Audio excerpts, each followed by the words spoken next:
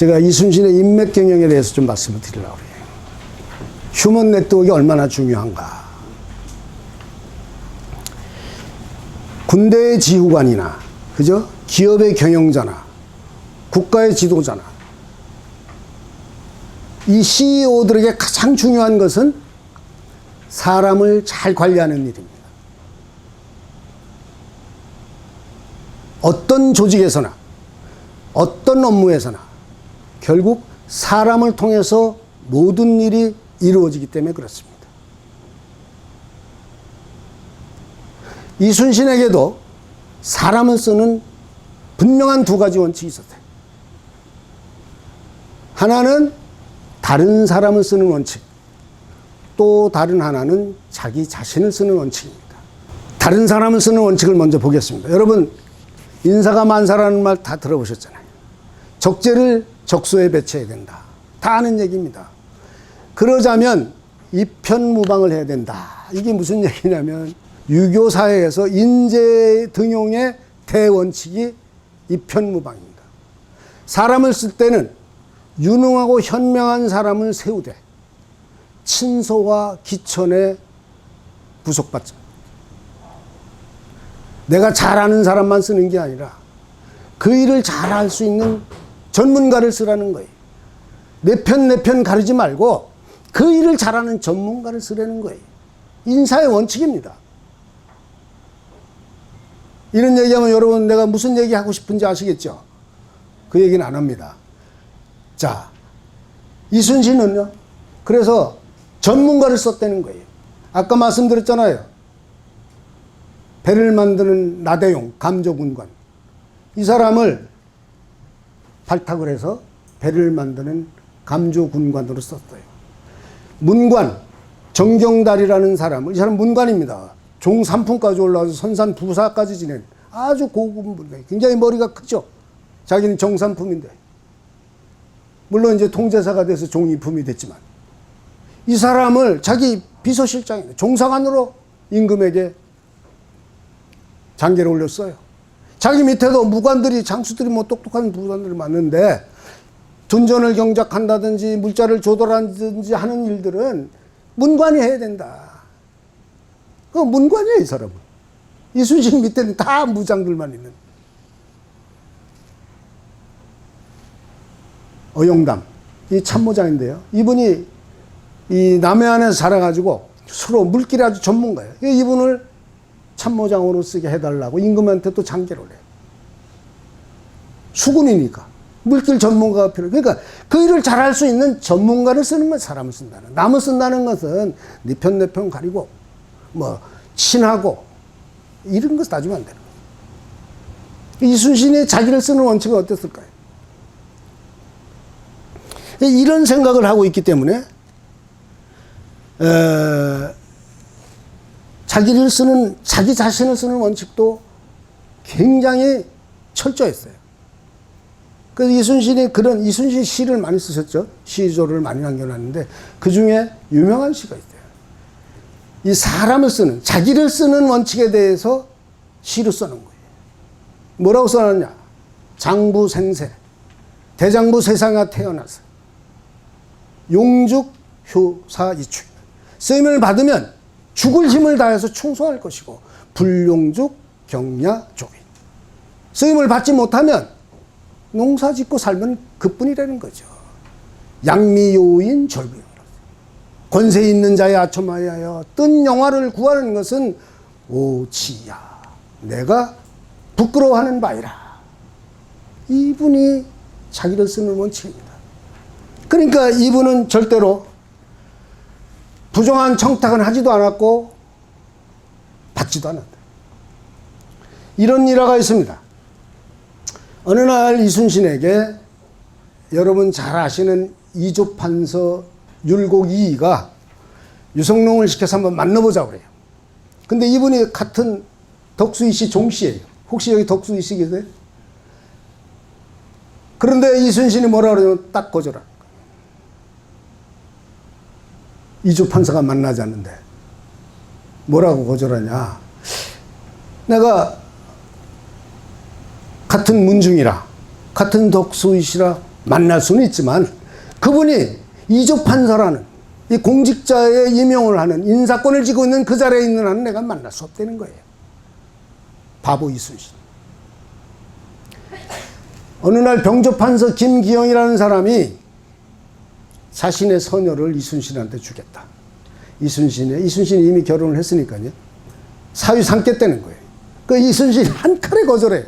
뭐라고 거절하느냐. 내가 이 군문에 간 나와가지고 권문세가에 의지해서 영달을 깨할 수는 없는 일이라는 거죠. 바보잖아요. 아니, 이조 판사가 공직자의 인사권을 쥐고 있고 병조판사가 누굽니까? 국방부 장관입니다. 훈련은 봉사면요, 한 중위, 대위 이 정도 되는데 국방부 장관이 장인이 될 판인데 저 같은 범인이면 그냥 버선발로 쫓아갔을 것 같은데. 이렇게 보면 이순신 장군에겐 아무도 없을 것 같아요. 그죠? 혈연도 없고 지연도 없고 학연도 없을 것 같잖아요.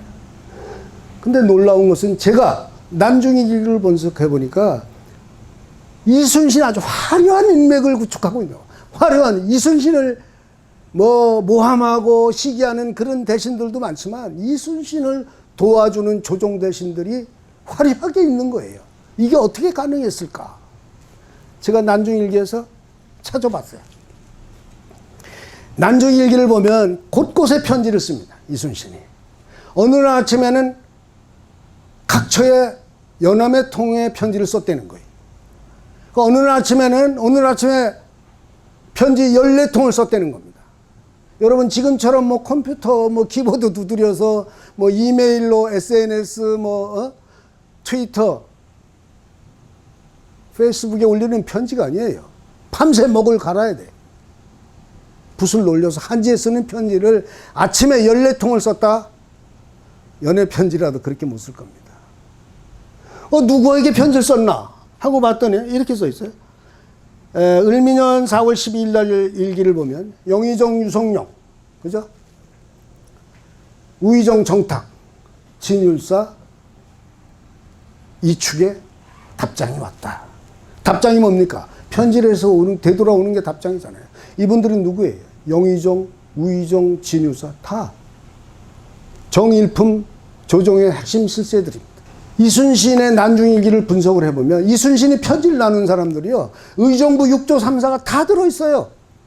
의정부, 영의정, 좌의정, 우의정 6조, 2조, 예조, 호조, 병조, 행조, 공조, 대사헌, 대사관, 대제학, 도승지까지. 자기 그때 동인 서인 이래 당쟁이 심할 때 아닙니까? 이순신은 동인 계열이었어요. 유성룡과 같이. 그런데 당시에 같은 동인들에만 편지가 쓰는 게 아니에요. 자기를 죽이라고 했던 서인들. 좌의정 윤두수, 그 동생 윤군수 예조판사, 또 다른 좌의정 김응남, 병조판서 신축 이런 분들 서인들, 이 사람들하고도 편지를 해요. 얼마나 우리가 소통이 중요한지 여러분 아시겠죠? 네 편 내 편 가리는 게 아니에요. 여러분 생각해 보세요. 저 전쟁터에 남해안 한산도에서 최전선에서 싸우는 장수가 이 한성의 경복궁에 앉아서 얼마나 궁금하겠습니까? 경복궁 이미 다 타버리고 없어졌어 그때는. 경운궁 얼마나 궁금하겠어요. 서인이든 동인이든. 그런데 이순신이 삼도수군 통제사가 전선에서 전황을 알려주고 근황을 알려주고 안부를 전해주는데 고맙잖아요. 어떻게 이 사람들이 우호적이지 않을 수 있냐는 것이죠. 그러니까 편지는 안부만 전하는 게 아니에요. 마음을 전하는 것이죠. 우호하는 편지 속에 싹 트는 우정인 것이에요.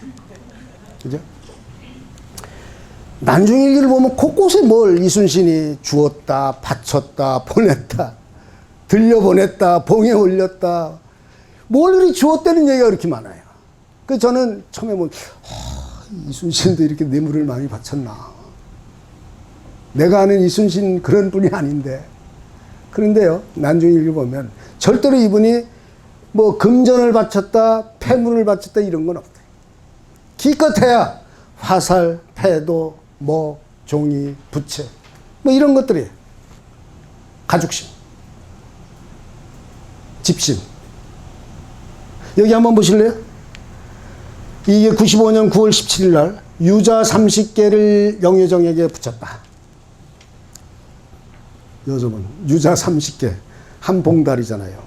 영의정이 누굽니까? 1인지하 만인지상. 무슨 유자 한 봉다리를 보냈다. 좀 그래도 이분이 보내는 건 전부 이제 그 둔전에서 경작한 농산물이나 그 수영의 공방에서 만든 이런 것들은요. 패도라는 게 뭐 은장도 같은 칼 이런 거 얘기하는. 근데 최근에 제가 발견한 사실이에요. 유자가 뭔가 이게 남도의 특산물이잖아요. 그냥 먹지 못합니다. 이게 약용으로 쓰이는데요. 이 9월이면은 양력 10월, 11월 초예요. 이게 막 새로 유자가 이렇게 생산이 되는. 그런데 유자가요, 동의보감에 보면 이 숙취에 최고 좋대. 그리고 술 먹고 입에 냄새 나죠. 구취에 최고 좋다는 거예요. 그리고 비타민C가 레몬의 3배라는 거예요. 우리 감기 걸리면 레몬 타서 먹잖아요. 그 본초 광목에 보면 호흡기 질환에 무지하게 좋고, 뇌졸중, 뭐 이런 거 다 예방한다는 거예요. 그러니까 새로 나온 농산물을 비록 30개지만 자기가 좋아하는 유성룡한테 그게 이순신의 진심인 거예요. 그걸 뭐 한 상자 한 술에 보내면 뇌물이 되겠지만 이게 이순신의 정성입니다. 진실된 마음이에요. 그러면 이순신만 이렇게 봤냐? 이게 이순신이 뭐 이렇게 쉽게 얘기하면 을과 갑의 관계잖아요. 만약에 명나라 장수들이 와서 있으면 명나라 장수가 갑이잖아요. 우리가 그 사람들한테 예물을 바쳤어야 될 것 같죠. 우리도 물론 바쳤죠. 이순신의 난중일 보면 명나라 장수들의 유격, 뭐 계금이라는 유격, 뭐 파총, 천총 이런 장수들이 이순신에게 계속 예물을 갖다 주는 게 엄청 많이 나와요. 뭘 갖다 주냐? 금부채, 금선, 금대, 금요대, 비단실, 비단버선, 술잔, 차잔, 중국의 유명 다 갖다. 이게 뭐냐?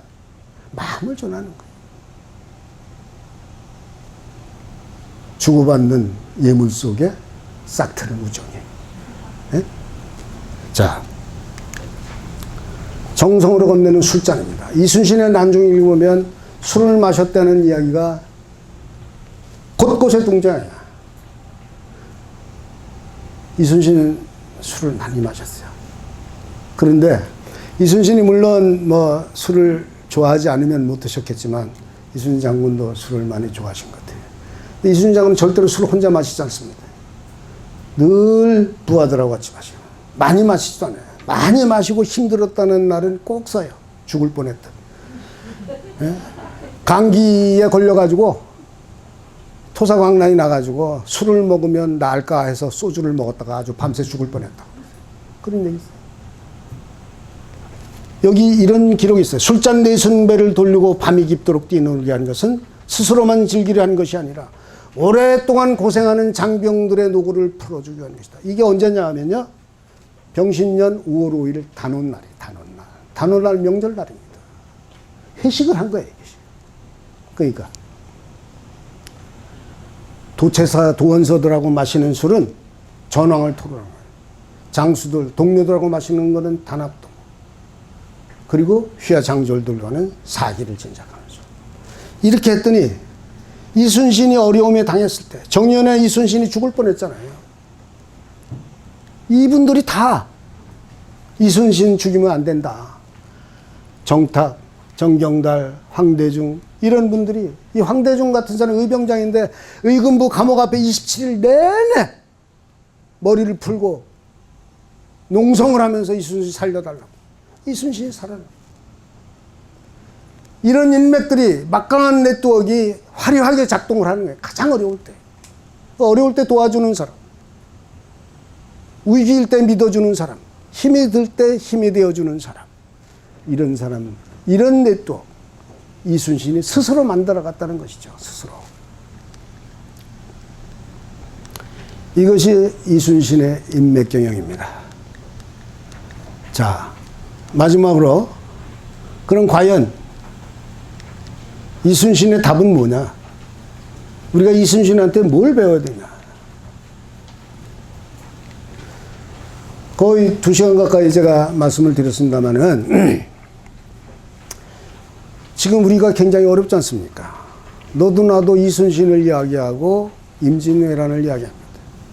우리나라는 지금 국가 GDP가 세계 10위를 넘나들고 있어요. 경제 대국입니다. 그런데 애양만 번지르르 한 경제 대국이 돼서는 안 돼요. 정말로 내실 있는 우리 스스로 경제 자립이 가능해야 됩니다. 기술 자립이 가능해요. 소재, 부품, 장비 이런 원천 기술에 대한 기술 자립이 이루어지지 않으면 우리는 또다시 외적의 침묵을 받을 것이고 또다시 외적들에게 만만하게 보이는 외교, 국방, 안보 다 마찬가지 아닙니다. 임진왜란이 끝나고 불과 318년 만에 전쟁도 하지 않고 경술국치, 한일 병합을 당했잖아요. 그리고 지금 427년 만에 또다시 우리가 기술력이 약해요. R&D 투자를 많이 해요. 이순신이 했던 것처럼 우리 할 수 있다는 거죠. 열세척으로 133척을 1000명으로 15,000, 2만 명을 대적할 수 있다는 거죠. 근데 어떻게 해야 되냐? 죽기를 각오하고 싸우면 할 수 있다는 거예요. 그 하면 된다는 도전의 정신을 우리가 배워야 된다는 거죠. 이순신이 해냈다는 거죠. 한 명의 군사더라도 물목을 지키면 핵심 요지를 딱 지키면 1000명의 군사도 두렵지 않다는 거예요. 일부 단경 족구 천부라는 거예요. 할 수 있다는 긍정의 마인드, 긍정의 정신을 하시고 뭘 알고 이순신을 이야기하고 임진왜란을 이야기하고 이러는 것이 아니라 진정으로 우리가 이순신의 정신을 현 시대에 인용을 하고 이순신의 정신을 가지고 우리가 이 어려운 난관을 위기를 극복하기 위해서는 이순신의 이런 정신들을 우리 현실의 삶에 끌어들여야 된다. 이런 말씀을 오늘 결론으로 드리고 제 말씀을 마치겠습니다. 감사합니다.